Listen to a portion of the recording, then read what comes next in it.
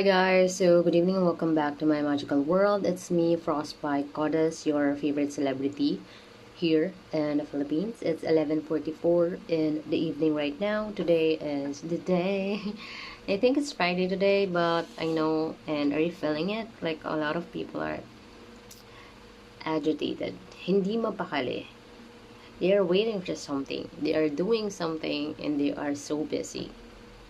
It's still the election is coming, and you know how people act in the most horrendous way they could possibly act during this time because of power and money. You know that, right? So later na tayo mag-focus dyan. I'm going to read for you like in a bit pages. I'm going to read for you pages 213 and 214 of the book Mastery. So I'll just fix something and I'll see you later.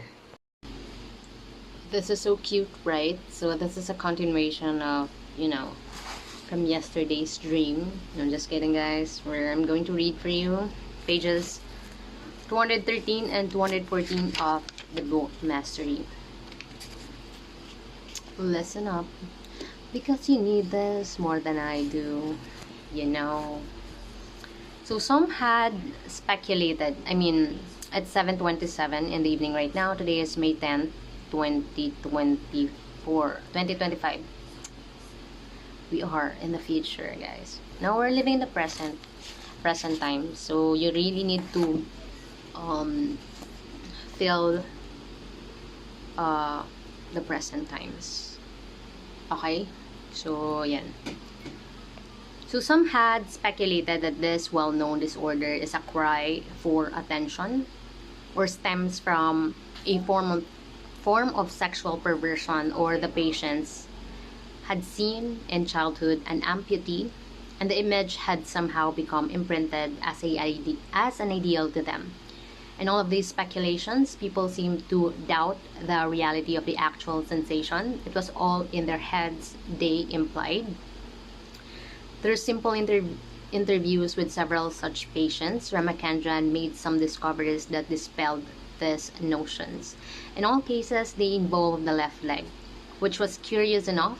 In talking to them, it seemed clear to Ramakandran that they were not after attention, nor were they sexually perverse, but rather they were experiencing a very real desire because of some very real sensation.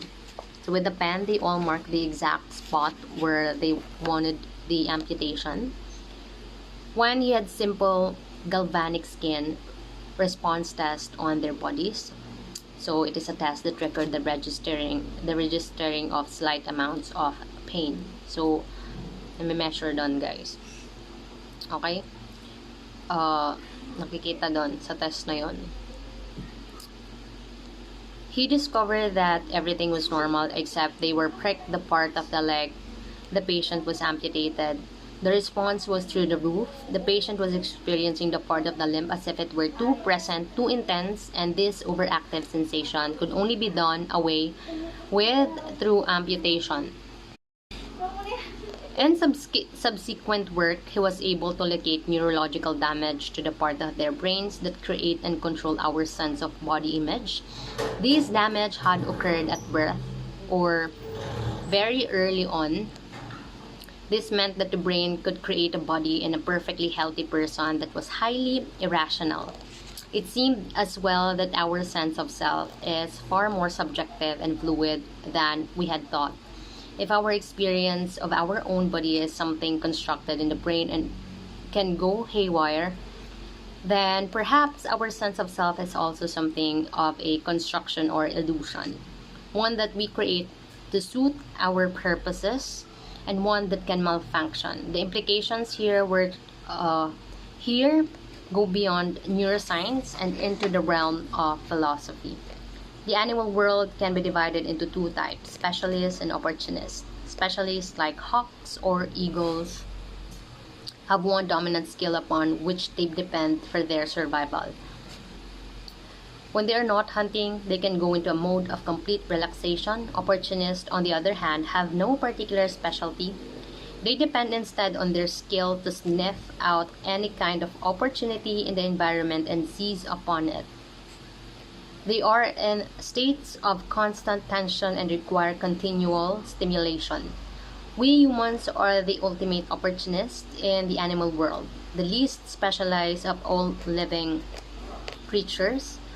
Our entire brain and nervous system is geared toward looking for any kind of opening, guys.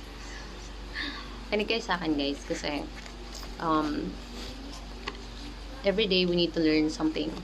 Okay? So, we have all the information right now in this world, the dark web, and the basic thing that we use on a daily basis. The regular thing, the stuff you can search easily online. So, those kind of things.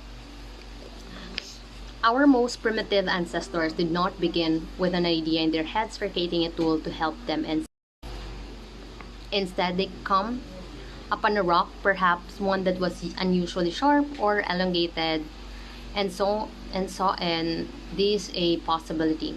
And picking it up and handling it, the idea came to them to use it as a tool. This opportunistic bent of the human mind is the source and foundation of our creative powers, and it is in going with the bent of the brain that we maximize these powers. And yet, when it comes to creative endeavors, so often we find people going at them from the wrong end. This generally afflicts those who are young and inexperienced and begin with an ambitious goal, a business or an invention or a problem they want to solve. Ow! Nahulog. Wait lang. This seems to promise money and attention. Then they search for ways to reach that goal.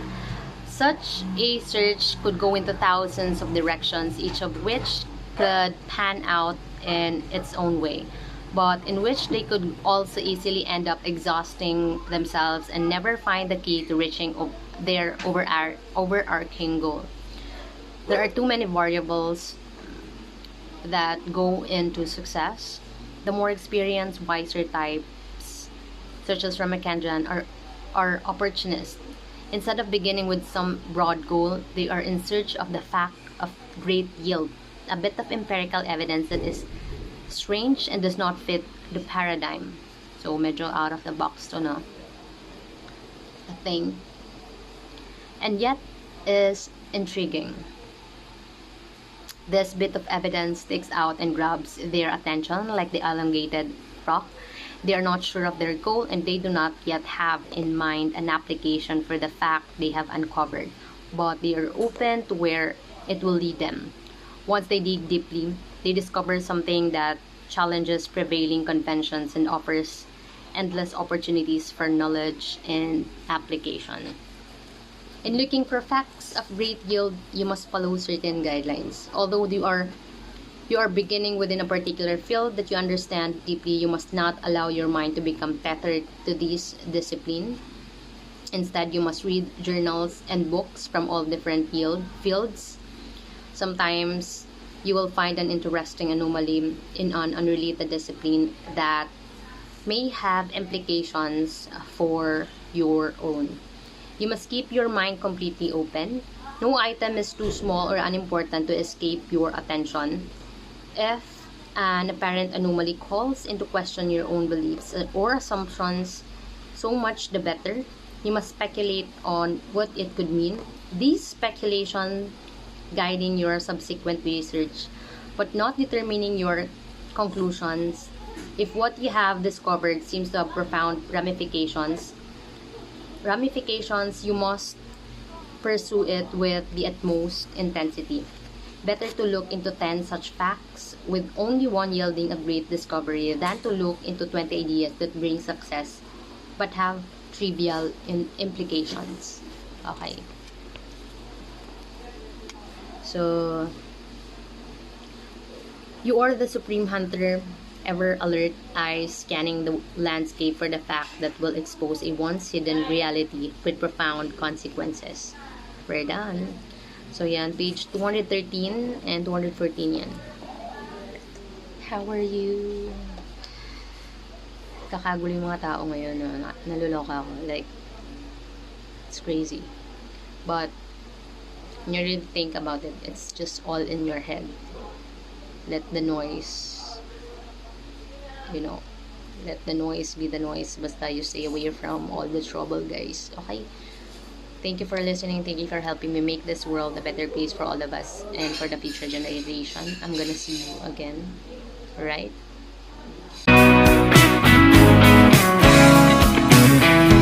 Ya sin ritmo bailábamos los dos.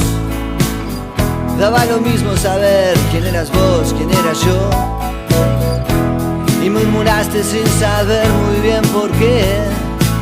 Amaría extrañarte al menos una vez por mes. Ya sé, mujer,